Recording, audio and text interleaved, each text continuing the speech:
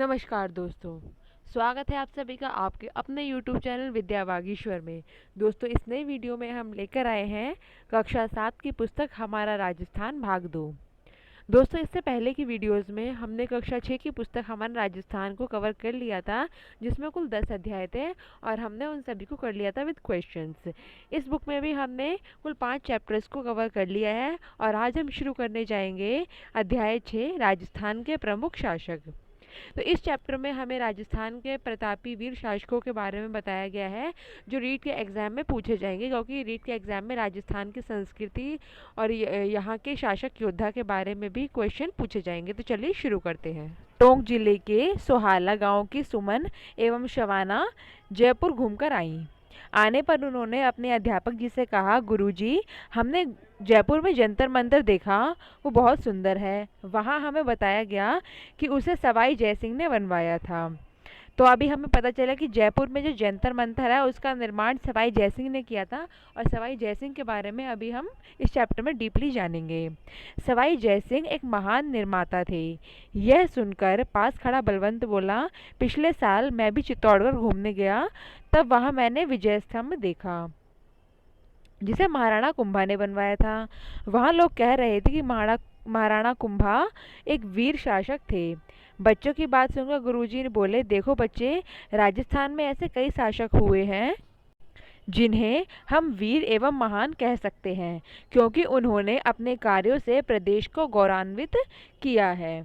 ऐसे ही कुछ शासकों के बारे में बताता हूँ। तो अब अध्यापक जी इन कुछ महान निर्माताओं के बारे में, कुछ महान शासकों के बारे में हमें बताएंगे। तो इनके माध्यम से हमारे जो इम्पोर्टेंट फैक्ट्स हैं वो कवर हो जाएंगे। तो पहले हम इस चैप्टर को अच्छे से रीड करेंगे, उसके बाद हम इनके आंसर्स लगाएंगे, क्वेश्चन आंसर करेंगे। तो ऐसे करने पे हम इन क्वेश्चन को आसानी से कर पाएंगे, क्योंकि हम कहानी के रूप में इसको समझ रहे हैं। डायरेक्टली फैक्ट्स याद करने पे हमें याद नहीं रहेंगे। तो एग्ज़ाम टाइम में अच्छे से करने के लिए हमें ये कहानी के रूप में समझना पड़ेगा। चलिए शुरू करते हैं आगे कुछ महान शासकों से। सबसे पहले हम बात करेंगे पृथ्वीराज चौहान के बारे में, जिनका शासनकाल 1177 से 1192 ईस्वी माना जाता है। भारत में सल्तनत काल से पूर्व, मतलब सल्तनत काल जब आई थी उससे पहले, पृथ्वीराज चौहान का नाम प्रतापी शासकों में महत्वपूर्ण रहा। उनके पिता का नाम सोमेश्वर और माता का नाम कर्पूर देवी था। जब पृथ्वीराज अल्पायु में थे तभी उनके पिता की मृत्यु हो गई थी। ऐसे में माता कपूर देवी ने संरक्षिका के रूप में शासन का भार संभाला, किंतु निकट के संबंधियों ने इसका लाभ उठाना चाहा, जैसा कि हम आज हर एक राजाओं की कहानी में देखते हैं। शासक बनने के उपरांत पृथ्वीराज चौहान ने सर्वप्रथम अपनी आंतरिक स्थिति की ओर ध्यान दिया। तो इस पैराग्राफ में हमें पता चला कि ये क्वेश्चन उनके माता पिता के नाम से भी पूछा जा सकता है, जो रीट के एग्जाम में पूछा गया है। तो उनके पिता का नाम था सोमेश्वर और माता का नाम था कर्पूर देवी। आगे चलते हैं। पृथ्वीराज चौहान में योग्य प्रशासक, वीर और साहसी योद्धा और सेना नायक आदि कई गुण विद्यमान थे। विद्यानुरागी पृथ्वीराज को 6 भाषाओं का ज्ञान था। मतलब आप ये सोचिए उस समय कितनी भाषाएं थी, उसमें से किसी एक भाषा पे हम अपनी कमांड नहीं कर पाते, उन्होंने 6 भाषाओं पे महारत हासिल की हुई थी। विद्यापति विद्यापति गौड़, वागीश्वर, जयानक, विश्वरूप, जनार्दन, चंद्रबरदाई और पृथ्वी भट्ट जैसे लेखक और कवि उनके दरबार की शोभा बढ़ाते थे।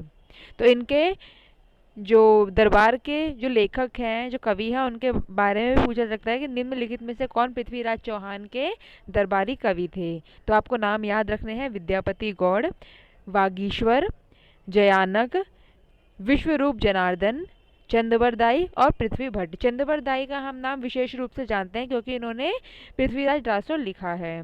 प्रसिद्ध ग्रंथ पृथ्वीराज रासो की रचना चंद्रबरदाई द्वारा की गई है, जिसके बारे में अभी हमने बात कर ली।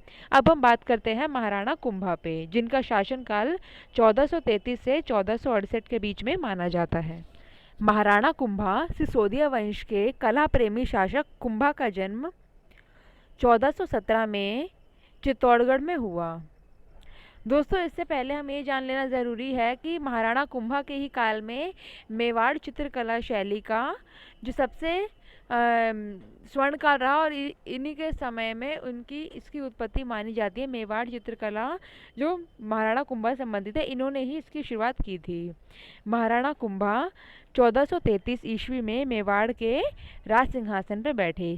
शासक बनते ही महाराणा कुंभा को कई कठिनाइयों का सामना करना पड़ा।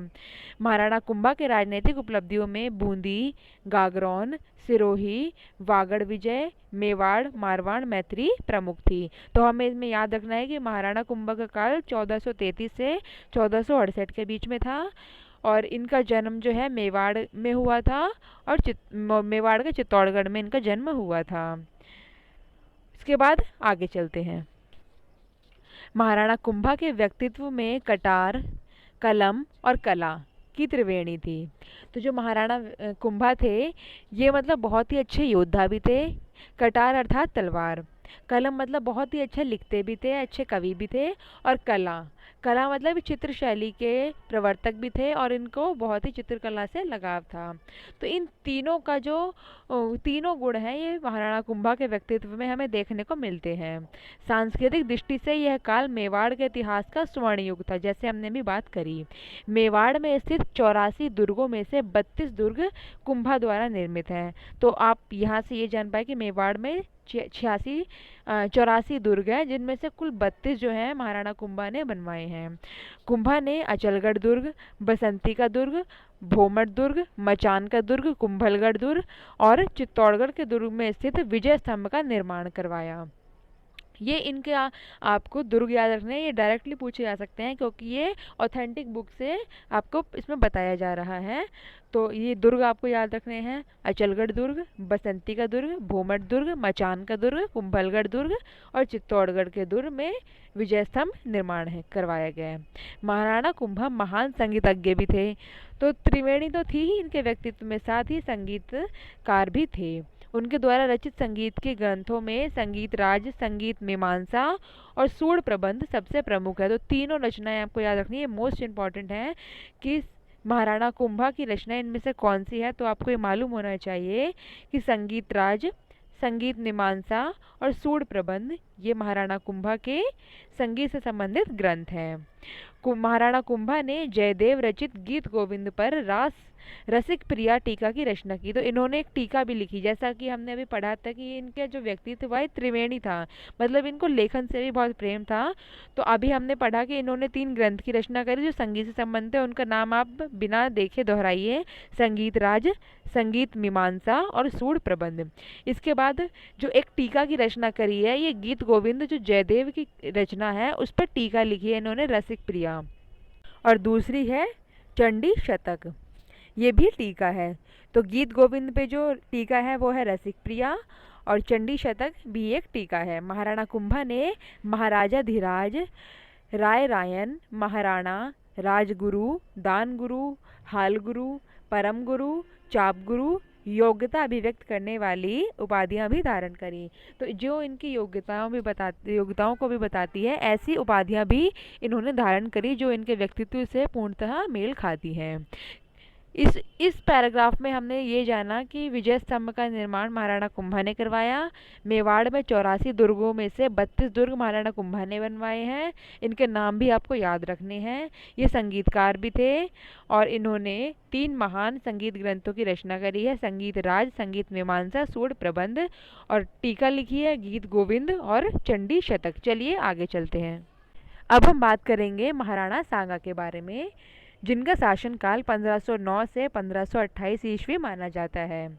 इनका वास्तविक नाम संग्राम सिंह था। ये डायरेक्टली क्वेश्चन पूछा जा सकता है, इससे आप अच्छे से याद रखिएगा कि महाराणा सांगा का जो वास्तविक नाम था संग्राम सिंह था। राणा सांगा राणा रायमल के पुत्र थे। इनके शासनकाल में मेवाड़ अपनी शक्ति के चरमोत्कर्ष पे था। मतलब मेवाड़ में जो एक चरमोत्कर्ष, मतलब आप सभी जानते ही हैं कि जब शक्ति का पूर्ण रूप होता है। इन्होंने सभी राजपूत राज्यों को संगठित किया और उन्हें एक छत्र के नीचे लाए। महाराणा सांगा पराक्रमी योद्धा थे। इन्होंने दिल्ली, गुजरात और मालवा मुगल बादशाहों के आक्रमण से अपने राज्य की बहादुरी से रक्षा की। इनके शरीर पर 80 घाव थे। राणा सांगा अपनी वीरता और उदारता के लिए प्रसिद्ध है। तो इस पैराग्राफ में जाना हमने कि राणा सांगा का वास्तविक नाम संग्राम सिंह था। ये राणा रायमल के पुत्र थे। इनका काल मेवाड़ की शक्ति का चरमोत्कर्ष था और इन्होंने सभी राजपूत राज्यों को संगठित किया और उन्हें एक छत्र के नीचे लेकर आए। ये पराक्रमी योद्धा थे जिनका पता हमें ये इससे चलता है कि इनके शरीर पर 80 घाव थे और ये अपनी वीरता और उदारता के लिए जाने जाते थे। चलिए आगे बढ़ते हैं। अब हम बात करेंगे मालदेव राजा के बारे में। इनका शासनकाल 1532 से 1562 का माना जाता है। मालदेव राठौड़ वंश के राव गांगा के ज्येष्ठ पुत्र थे। ज्येष्ठ अर्थात बड़े पुत्र। मालदेव स्वतंत्रता प्रेमी एवं महत्वाकांक्षी शासक थे। मालदेव ने निरंतर सैनिक विजयों से और कूटनीति से मारवाड़ के राज्य की सीमा का विस्तार किया। तो मालदेव से आप मारवाड़ याद रखिएगा कि मारवाड़ के शासक थे।